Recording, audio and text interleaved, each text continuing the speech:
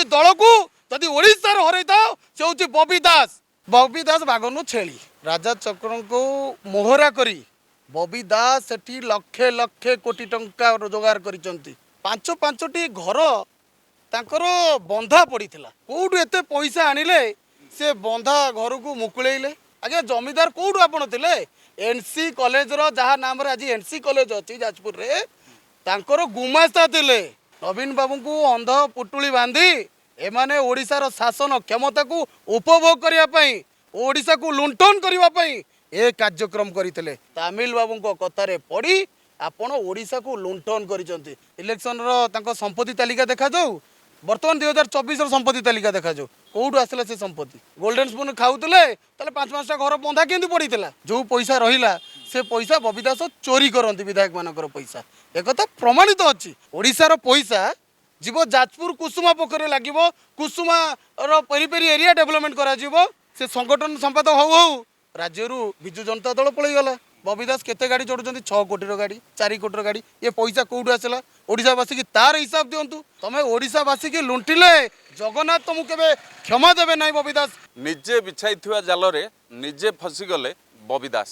ଆମେ ଏଇଥିପାଇଁ ଏକଥା କହୁଛୁ କାରଣ ଏଇ କିଛି ଦିନ ତଳେ ପୂର୍ବତନ ବିଧାୟକ ପ୍ରଭାତ ବିଶ୍ୱାଳଙ୍କୁ ବଦନାମ କରିବା ପାଇଁ ବବି ଯେଉଁ ଷଡ଼ଯନ୍ତ୍ରଟି ରଚିଥିଲେ, ଯେଉଁ ପ୍ରକାର ବୟାନବାଜି କରୁଥିଲେ ତାହା ଆଜି ତାଙ୍କ ପାଇଁ ବୁମେରାଙ୍ଗ ପାଲଟିଛି। ଆମ ସହିତ ଅଛନ୍ତି ଯେ ପ୍ରଭାତ ବିଶ୍ୱାଳଙ୍କ ଦୃଢ଼ ସମର୍ଥକ ଏବଂ ବିଜୁ ଯୁବ ଜନତା ଦଳର ଓଡ଼ିଶାର ସାଧାରଣ ସମ୍ପାଦକ ଥିଲେ ଅଶୋକ ମିଶ୍ର। ତାଙ୍କୁ ମଧ୍ୟ ଦଳ ସସ୍ପେଣ୍ଡ କରିଛି। ଆମେ ବବିଙ୍କ ସମ୍ପର୍କରେ ତାଙ୍କଠୁ କିଛି ସୂଚନା ନେବା। ଭାଇ ପ୍ରଥମେ ସଞ୍ଚାର ଲାଇଭକୁ ସ୍ୱାଗତ ଜଣାଉଛି। ଯେ ବବି ଦାସ ଯେଉଁ ରଣକୌଶଳ ଆପଣେଇଥିଲେ ପ୍ରଭାତ ବିଶ୍ୱାଳଙ୍କୁ ଗୋଟେ ଅଡ଼ୁଆ ଜାଲରେ ପକାଇବା ପାଇଁ ଶେଷରେ ନିଜେ ଫସିଗଲେ। ତାଙ୍କର ବହୁତ ସାରା ଗୁମର ଏବେ ଧୀରେ ଧୀରେ ଖୋଲିବାରେ ଲାଗିଛି। କ'ଣ ପ୍ରଭାତ ବିଶ୍ୱାଳଙ୍କୁ ଯେଉଁ ବଦନାମ କରିଥିଲେ ସେ କଥାରେ କେତେ ସତ୍ୟତା ଅଛି? ଦେଖନ୍ତୁ ଚାଲୁଣି କହୁଛି ଛୁଞ୍ଚିକି। ତେଣୁ ଓଡ଼ିଶାବାସୀ ଜାଣିଛନ୍ତି ବବି ଦାସ କ'ଣ, ପ୍ରଭାତ ବିଶ୍ୱାଳ କ'ଣ। ପ୍ରଭାତ ବିଶ୍ୱାଳଙ୍କର ସମ୍ପତ୍ତି ତାଲିକା ଦେଖାଯାଉ, ବବି ଦାସଙ୍କର ସମ୍ପତ୍ତି ତାଲିକା ଦେଖାଯାଉ। ଯଦି ଆପଣ ଦେଖିବେ ସମ୍ପତ୍ତି ଆପଣଙ୍କର ମୋର ଯେତିକି ନଲେଜ ଅଛି 5-5ଟି ଘର ତାଙ୍କର ବନ୍ଧା ପଡ଼ିଥିଲା। କୋଉଠୁ ଏତେ ପଇସା ଆଣିଲେ ସେ ବନ୍ଧା ଘରକୁ ମୁକୁଳେଇଲେ? ଆଜ୍ଞା ତାର ତଥ୍ୟ ଦିଅନ୍ତୁ ଓଡ଼ିଶାବାସୀ କି। ତାପରେ ପ୍ରଭାତ ବିଶ୍ୱାଳ କଥା ଆପଣ କହିବେ। ପ୍ରଭାତ ବିଶ୍ୱାଳ କ'ଣ, ବବି ଦାସ କ'ଣ ଓଡ଼ିଶାବାସୀ ଜାଣିଛନ୍ତି। ତାଙ୍କ ଭୁବନେଶ୍ୱର ଘର ମଧ୍ୟ ଜଣେ ବିଧାୟକ ଗ୍ୟାରେଣ୍ଟର ପଡ଼ିକି ମୁକୁଳେଇଛନ୍ତି ବୋଲି ଆପଣ କହୁଥିଲେ। ବାପୁ ଭାଇ ଆପଣଙ୍କର ଯେଉଁ କଥା କହୁଥିଲି, ବାପୁ ଉତ୍ତର ବିଧାୟକ ସେ ଘରକୁ ମୁକୁଳେଇଛନ୍ତି। ଏବଂ ସେ ଯେଉଁ ପଇସା କେଉଁଠୁ ଆସିଲା? ଏତେ ପଇସା ତାଙ୍କର ଯଦି ବନ୍ଧା ପଡ଼ିଥିଲା ସବୁ ଜିନିଷ। ମୁଁ ଶୁଣୁଥିଲି ମଝିରେ ତାଙ୍କ ଦାଦା କହୁଥିଲେ ଜମିଦାର ଘରର ଆମେ ଜମିଦାର ଘରର। ଆଜ୍ଞା ଜମିଦାର କେଉଁଠୁ ଆପଣ ଥିଲେ? ଏନସି କଲେଜର ଯାହା ନାମରେ ଆଜି ଏନସି କଲେଜ ଅଛି ଯାଜପୁରରେ ତାଙ୍କର ଗୁମାସ୍ତା ଥିଲେ। ସେ ସାଧୁ ଦାସ ଯେ ତାଙ୍କର ଗୁମାସ୍ତା ଥିଲେ। ସେଠୁ ଅନ୍ୟାୟ ଉପାୟରେ ସେ ଜମି କମେଇଛନ୍ତି, ସେଥିଲାଗି ଜମିଦାର କହୁଛନ୍ତି। ଗୋଲ୍ଡେନ ସ୍ପୁନରେ ଖାଉଥିଲେ ତାହେଲେ 5-5ଟା ଘର ବନ୍ଧା କେମିତି ପଡ଼ିଥିଲା? ମାନେ ଆପଣଙ୍କ କହିବା କଥା ଚୋରି ଟଙ୍କାରେ ନିଜକୁ ଜମିଦାର ବୋଲି ସାବ୍ୟସ୍ତ କରୁଛନ୍ତି। ନିଶ୍ଚିନ୍ତ ଚୋରି ଟଙ୍କାରେ ସେ ଆଜି ଜମିଦାର ବା ସାହୁକାର ସାବ୍ୟସ୍ତ କରିବାକୁ ଚାହୁଁଛନ୍ତି। ଏଠି କଥା ଉଠିଲା ଆପଣଙ୍କର ପୁରୀ ଖଣ୍ଡେଲାଇଟ ପଥର ଘଟଣା। ଆପଣ ଯାଜପୁରର କୁସୁମା ପୋଖରୀ କଥା ଦେଖନ୍ତୁ। ସବୁ ଏମ୍ପି ମାନଙ୍କୁ ଯେଉଁମାନଙ୍କୁ ଏମ୍ପି ଟିକେଟ୍ ଦିଆହେଲା ରାଜ୍ୟସଭାକୁ ସେମାନଙ୍କର ଲ୍ୟାଣ୍ଡ ଯିବ ସେଠି କାମ ଲାଗିବ। ଓଡ଼ିଶାବାସୀର ସ୍ୱାର୍ଥ ମାନେ ଯାଜପୁରଟା ହେଉଛି ଓଡ଼ିଶାର ପଇସା ଯିବ ଯାଜପୁର କୁସୁମା ପୋଖରୀରେ ଲାଗିବ। କୁସୁମାର ପେରି ଏରିଆ ଡେଭଲପମେଣ୍ଟ କରାଯିବ। ମାନେ ଓଡ଼ିଶାବାସୀ ଆପଣଙ୍କୁ ସଂଗଠନ ସମ୍ପାଦକ କରିଥିଲେ କ'ଣ ପାଇଁ? ଓଡ଼ିଶାର ଡେଭଲପମେଣ୍ଟ କରିବା ପାଇଁ, ଓଡ଼ିଶା କଥା ବୁଝିବା ପାଇଁ। ଆପଣ ଓଡ଼ିଶାକୁ ଲୁଣ୍ଠନ କରିଛନ୍ତି। କାହା କଥାରେ? ଓଡ଼ିଆ ଅସ୍ମିତା ତାମିଲ ବାବୁଙ୍କ କଥାରେ ପଡ଼ି ଆପଣ ଓଡ଼ିଶାକୁ ଲୁଣ୍ଠନ କରିଛନ୍ତି। ତାର ହିସାବ ଦିଅନ୍ତୁ ଆଗ। ଆପଣ ପ୍ରଭାତ ବିଶ୍ୱାଳକୁ କହିବେ। ପ୍ରଭାତ ବିଶ୍ୱାଳ କ'ଣ 8 କୋଟି ଟଙ୍କା ଗୋଟେ ମାଗୁଥିଲେ ବୋଲି କହୁଛନ୍ତି? 8 କୋଟି ତାଙ୍କ ଗୋଟେ ସାଧାରଣ ସଭା ଷ୍ଟେଜରେ କହିଲେ ପ୍ରଭାତ ବିଶ୍ୱାଳ 8 କୋଟି ଟଙ୍କା ମାଗିଛନ୍ତି ଭୋଟ ବଦଳରେ। ଏବଂ ଧ୍ରୁବ ସାହୁ ଯାହାକୁ ପ୍ରମାଣ ଦେଇଥିଲେ, ଧ୍ରୁବ ସାହୁ ଆପଣ ଦେଖିଥିବେ ରାଜନଗର ବିଧାୟକ, ତା ପୂର୍ବରୁ ମିଡ଼ିଆ ଆଗରେ ଷ୍ଟେଟମେଣ୍ଟ ଦେଇଥିଲେ 5 କୋଟି ଟଙ୍କା ମାଗୁଥିଲେ ବୋଲି। ତ 5 କୋଟି ସତ ନା 8 କୋଟି ସତ ଆଗ ସିଏ ପ୍ରମାଣ କରନ୍ତୁ ଯେ ସତ କିଏ କହୁଛି। ବବି ଦାସଙ୍କ କଥାରେ ପଡ଼ି ଧ୍ରୁବ ଦାସ ଆଉ ଥରେ ଷ୍ଟେଟମେଣ୍ଟ ଦେଲେ, ଏ ଧ୍ରୁବ ଷ୍ଟେଟମେଣ୍ଟ ଟିକେ ଆଉ ଥରେ ଦେଇଦିଅ। ତେଣୁକରି ଏ କଥାର କିଛି ମାନେ ସତ୍ୟତା ନାହିଁ, ମିଛ କଥା ସବୁବେଳେ ପଦାକୁ ଆସେ। 5 କୋଟି 8 କୋଟି କିଛି ନାହିଁ। ପ୍ରଭାତ ବିଶ୍ୱାଳ ଏଭଳି ଏକ ସଂଗଠକ ପ୍ରତ୍ୟେକ ଦିନ ଦୁଃଖୀ ରଖି ଗରିବରେ ହଜାର ହଜାର ଟଙ୍କା ଖର୍ଚ୍ଚ କରୁଛନ୍ତି ଆଜ୍ଞା। 8 କୋଟି ଗୋଟେ ବିଧାୟକ ପାଇଁ କ'ଣ ଆଜ୍ଞା? ସ୍ୱାଭିମାନ ପାଇଁ ସତ କହିଥିଲେ ଏବଂ ଯେଉଁ ସତ କଥାକୁ ସହ୍ୟ କରିପାରିଲେ ନାହିଁ ନବୀନ ପଟ୍ଟନାୟକ, ସେଥିଲାଗି ପୁରା ଟିମ୍ ଲାଗିକି ପ୍ରଭାତ ବିଶ୍ୱାଳଙ୍କୁ ଦଳରୁ ବହିଷ୍କାର କରାଗଲା। ଯେତେବେଳେ ଦଳରୁ ବହିଷ୍କାର କରିছে ଆପଣ କେମିତି ଆଶା କରୁଛନ୍ତି ତା ପୁଅ ଭୋଟ ଆପଣଙ୍କୁ ଦେବ ବୋଲି? ତେଣୁକରି ତାଙ୍କ ପୁଅ ବିବେକ ଅନୁଯାୟୀ ଭୋଟ ଦେଇଥିଲେ। ଯେଉଁ ବିବେକ ଅନୁଯାୟୀ ଭୋଟ ଦିଆହେଇଥିଲା ଆପଣ ଦେଖିଥିବେ ରାଜ୍ୟସଭାରେ ୱାକୋ ବିଲ୍ ସପକ୍ଷରେ କିଛି ବି ସାଂସଦ ମାନେ ବିରୋଧରେ ଭୋଟ ଦେଇଥିଲେ। ସେଇ କଥା ଏଠି ମଧ୍ୟ ଲାଗୁ କାହିଁ କରାଗଲାନି? ତାହେଲେ ଏଠି କାହିଁକି ସସ୍ପେଣ୍ଡ କରାଗଲା? ଆପଣ ବିଚାର କରନ୍ତୁ। ଓଡ଼ିଶା କିଏ ତାହେଲେ ଯୋଗ୍ୟ ପୁଅ? ଗୋଟେ ପଟେ ବାପାଙ୍କର ପିତୃ ଧର୍ମ ପାଳନ କରିବାକୁ ଯାଇ ସୌଭିକ ବିଶ୍ୱାଳ ବାପାଙ୍କର ସମ୍ମାନକୁ ଦେଖି ଭୋଟ ଦେଲେ, ଅନ୍ୟପଟେ ଅଶୋକ ଦାସ ଯେତେବେଳେ ରୋଗାଗ୍ରସ୍ତ ହେଇକି ଥିଲେ ସେତେବେଳେ ବବି ବାପାଙ୍କ କଥା ନ ଶୁଣି ବିଜେଡ଼ିରେ ମିଶିଥିଲେ। ମୁଁ ସେଇ କଥା ବି ପୂର୍ବରୁ ଗଣମାଧ୍ୟମରେ କହିଛି, ସ୍ୱାଭିମାନ ଯାହା ପାଖରେ ଅଛି ସିଏ ତାର ପିତୃଧର୍ମ ପାଳନ କରିବ। ଯଦି ସ୍ୱାଭିମାନ ନଥିବ ସେ ପିତୃଧର୍ମ ପାଳନ କରିପାରିବ ନାହିଁ। ଯଦି ବାପାର ସଚୋଟ ପୁଅ ତା ବାପା କଥାରେ ଚାଲିବ, ରାଜନୀତି ଯୁଆଡ଼େ ଯାଉଛି ଯାଉ, ମୋର ପିତୃଧର୍ମ ପାଳନ କରିବି। ବବି ଦାସ ଯେଉଁ କଥା କହୁଛନ୍ତି ସ୍ୱାଭିମାନର କଥା, ଯେତେବେଳେ ବାପା ରୋଗ ଶଯ୍ୟାରେ ପଡ଼ିଥିଲେ ଜନତା ଦଳ ସେ ଛାଡ଼ି ନଥିଲେ। ସମସ୍ତେ ବିଜୁ ଜନତା ଦଳ ଗଠନ କଲେ, ବିଜୁ ମହାପାତ୍ର ଠାରୁ ଆରମ୍ଭ କରି ବିଭିନ୍ନ ଲୋକ, କିନ୍ତୁ ଅଶୋକ ଦାସ ଯାଇନଥିଲେ କେଉଁଠିକି? ବିଜୁ ଜନତା ଦଳକୁ। ତାଙ୍କ ପୁଅ କ'ଣ ପାଇଁ ଗଲେ? କେଉଁ ସ୍ୱାଭିମାନ ଆଧାରରେ ତାଙ୍କ ପୁଅ ଗଲେ ଆଜି ବିଜୁ ଜନତା ଦଳ ଟିକେଟ୍ ନେଲେ ଏବଂ କେଉଁଠି ଆଣ୍ଠୁ ଭାଙ୍ଗି ଠିଆ ହେଇଥିଲେ ଟିକେଟ୍ ପାଇଁ ସେ କଥା ଆଗ କୁହନ୍ତୁ। ଏଠି ପ୍ରଭାତ ବିଶ୍ୱାଳ ସୌଭିକ ବିଶ୍ୱାଳ କଥା କହୁଛନ୍ତି, ସିଏ ଆଗ ପ୍ରମାଣ ଦିଅନ୍ତୁ। ଅଶୋକ ଦାସର ପୁଅ ଜଣେ ଗୋଲ୍ଡେନ୍ ସ୍ପୁନ୍, ସିଏ ଯେଉଁ ସ୍ୱାଭିମାନଟା ବାପାଙ୍କର ଥିଲା, ଯାଜପୁରରେ ଯେଉଁ ସ୍ୱାଭିମାନ ଥିଲା ତାକୁ କ୍ଷୁଣ୍ଣ କରି କାହିଁକି ବିଜୁ ଜନତା ଦଳ ଟିକେଟ୍ ଗଲେ? ସ୍ୱାଧୀନ ଲଢ଼ିଲେନି, ଯାଜପୁରକୁ ଦେଖାଇ ଦେଲେନି ମୁଁ ଅଶୋକ ଦାସର ପୁଅ ବୋଲି? ସେ କଥା କରିପାରିଲେନି। ଦିଦିରା ଟିକେଟ୍ ଆପଣ ମାଧ୍ୟମରେ କହି ରଖିବାକୁ ଚାହୁଁଛି, ମାଆକୁ କାହିଁ କୋରେରେ ଟିକେଟ୍ ଦେଲେ?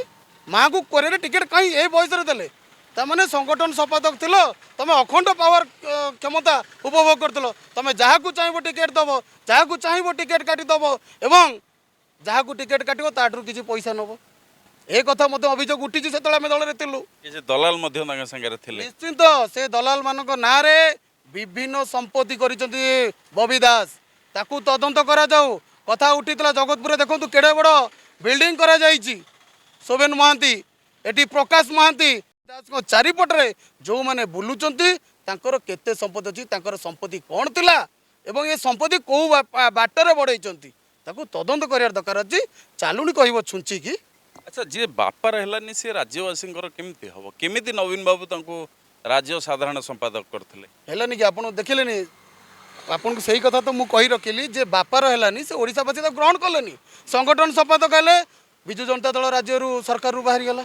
ତାଙ୍କର ଏତେ ସଂଗଠନ ଦକ୍ଷତା ଥିଲା, ତେଣୁକରି ସେ ସଂଗଠନ ସମ୍ପାଦକ ହଉ ହଉ ରାଜ୍ୟରୁ ବିଜୁ ଜନତା ଦଳ ପଳେଇଗଲା। କ'ଣ ପାଇଁ ପଳେଇଗଲା ସେ କଥା ତାଙ୍କୁ ପଚାରନ୍ତୁ। ଆଜି ପର୍ଯ୍ୟନ୍ତ ତାକୁ ସମୀକ୍ଷା କରାଗଲାଣି ଯେ କ'ଣ ପାଇଁ ବିଜୁ ଜନତା ଦଳ ହାରିଲା? ମଞ୍ଚ ବାନ୍ଧିବେ, ଆମଙ୍କର ଯାଇକି ଗାଡ଼ି ପାର୍କିଂ କରିବେ, କୀର୍ତ୍ତଦାସ ହେବେ, ଏ ଜିନିଷ କରିକି ଯଦି ରାଜ୍ୟ ରାଜନୀତି ଆପଣ ଚଳେଇବେ ଆଜ୍ଞା, ସେ କଥା ଓଡ଼ିଶାବାସୀ ଗ୍ରହଣ କରିପାରିବେ ନାହିଁ।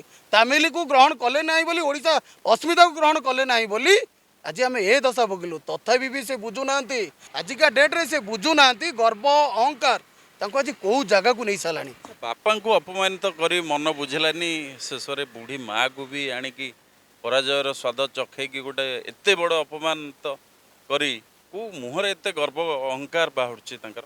ଶୁଣନ୍ତୁ, ମୁଁ ମାଆଙ୍କୁ ସମ୍ମାନ ଦିଏ, ତାଙ୍କ ଗର୍ବ ଅହଙ୍କାର ପାଇଁ ମାଆଙ୍କୁ ସେ ଜାଗାରେ ଯାଇଥିଲା। ଅଶୋକ ଦାସଙ୍କ ଭଳି ଧର୍ମପତ୍ନୀ, ଜଣେ ଧର୍ମୀୟ ମହିଳା, ତାଙ୍କୁ ଆଣି ଲୋକହସା କଲେ। ମାନେ ଦୁଃଖ ଲାଗୁଛି। କେଉଁ ଚିନ୍ତାଧାରା ଥିଲା ସେଠି? କ'ଣ ସଂଗଠନ ଆମର ଯେଉଁ ବିଜୁ ଜନତା ଦଳରେ ଆଜି ହଜାର ହଜାର କର୍ମୀ ଯେଉଁ ଅଛନ୍ତି, ସେଠି କ'ଣ କେହି କର୍ମୀ ନଥିଲେ? ତାଙ୍କ ମାଆକୁ ଟିକେଟ୍ ଦେବା ପାଇଁ ଯୋଗ୍ୟ ଭାବିଲେ ବିଜୁ ଜନତା ଦଳ। କାହା ଆଧାରରେ ଦେଇଥିଲେ? ନବୀନ ବାବୁ ଏକଥା ଜାଣିଛନ୍ତି ତାଙ୍କ ମାଆ ଠିଆ ହେଇଥିଲେ ବୋଲି କରେଇଲେ? ମା ନବୀନ ବାବୁ ଜାଣିଛନ୍ତି? ଜାଣିନାହାନ୍ତି ଆଜ୍ଞା। ନବୀନ ବାବୁଙ୍କୁ ଅନ୍ଧ ପୁଟୁଳି ବାନ୍ଧି एमाने ओडिशार शासन क्षमता को उपभोग करने पाई ओडिशा को लुंठन करने पाई ए कार्यक्रम करते एवं ओडिशावासी ताको प्रमाणित करदेले सरकार रू विताड़ित करदेले। गोटे कथा एबे किछि युवक अभियोग करछन्ती जे बबी दास काहार नुहंती कारण जी तांको पई जी तांकर एजेंट थिले किछि आपणकर छात्र नेता कहउचंती जे राजा चक्र तांको भाई जितेबाला जेल जाइथिले बबी दास भाई दिल्ली पर्यंत लढ़ी लढ़ी तांको 10-15 दिन भितर मुकुळैले जेल रु राजा दास असहाय अवस्था रे राजा चक्र एबे जेल रे दिन काटुचंती किंतु बबी सेपटे नीरव नीरव रही राजा चक्र को मोहरा करी बबी दास सेठी लक्षे लक्षे कोटी टंका रोजगार करिसंती जाजपुर रु पथर खादान आपणकर केउंझर बालीघाट आरंभ करी एबे सी बालीघाट कथा कहउचंती सी लक्षे लक्षे बालीघाट ओडिशा सारा नीलाम करी निज नारे माइंस करी कोटी कोटी टंका बेपार करिसंती ताले कोउठी थिला ताले आगुर तो किछि तंकर संपत्ति नथिला तंको 2004 बा 2009 इलेक्शन रो तंको संपत्ति तालिका देखा जाऊ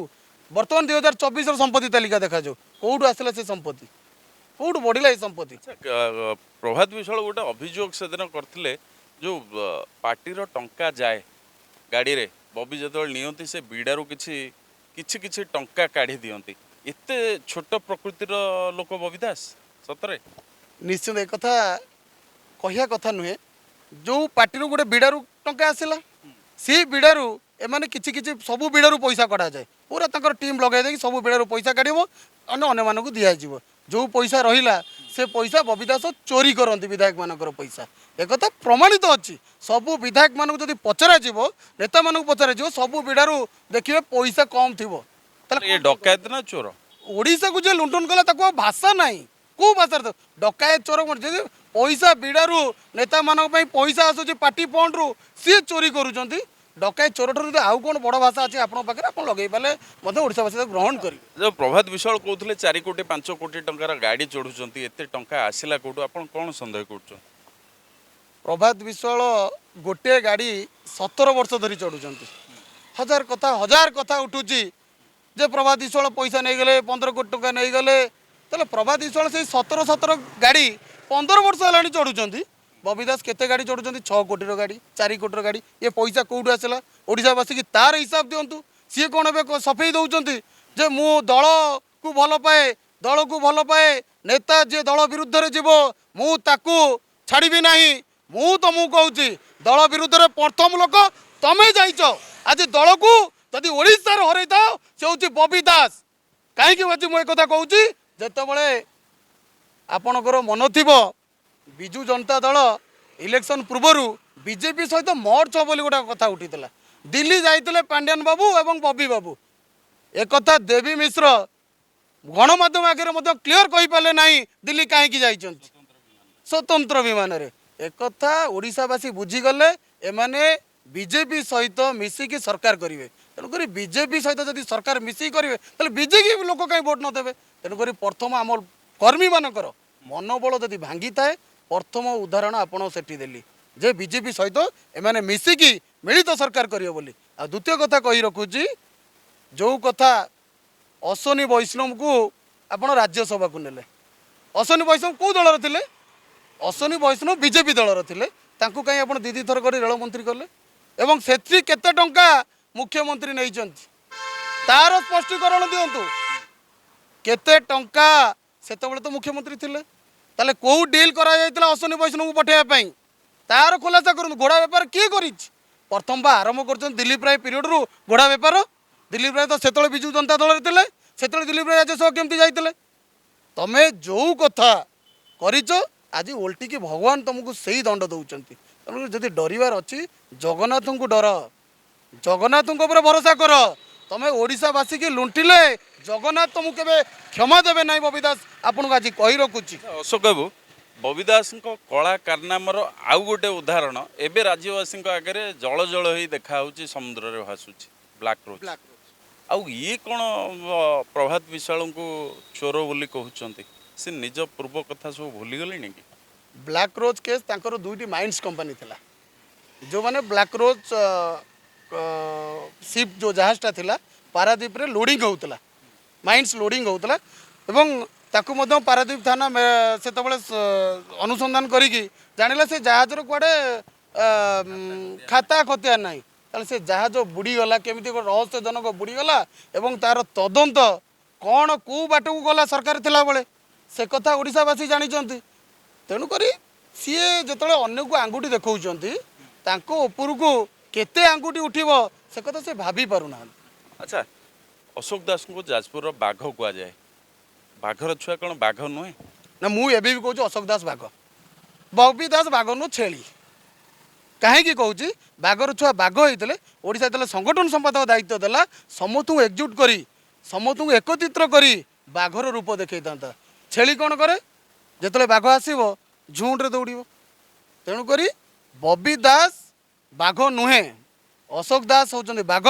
କାରଣ ଯେତେବେଳେ ସ୍ୱାଭିମାନ ସିଏ ରଖିଥିଲେ ଜନତା ଦଳରେ ଥିଲେ, ଯେତେବେଳେ ସଭାପତି ଥିଲେ ରାଜ୍ୟ ସଭାପତି ଜନତା ଦଳର, ବିଜୁ ଜନତା ଦଳ ଗଠନ ହେଲା, ଅଶୋକ ଦାସ ଗୋଟେ ଲୋକ ଯେ ଗଲେ ନାହିଁ ସେ ହେଉଛନ୍ତି ଆକ୍ଚୁଆଲି ବାଘ। ଯଦି ଇଏ ବାଘ ଛୁଆ ବାଘ ହେଇଥାନ୍ତେ ତାହେଲେ ଇଏ କାହିଁକି ବିଜୁ ଜନତା ଦଳକୁ ଆସିଲେ? ଜନତା ଦଳ ଚଲେଇଲେନି, ବାପାଙ୍କ ନାଁରେ ଥିଲା। ଇଏ ସ୍ୱାଭିମାନ ଦେଖେଇଲେନି, ମୋ ବାପାର ସ୍ୱାଭିମାନ। ଇଏ କ'ଣ ଅନ୍ୟର ସୌଭିକ ବିଶ୍ୱାଳକୁ ଦେଖାଉଛନ୍ତି?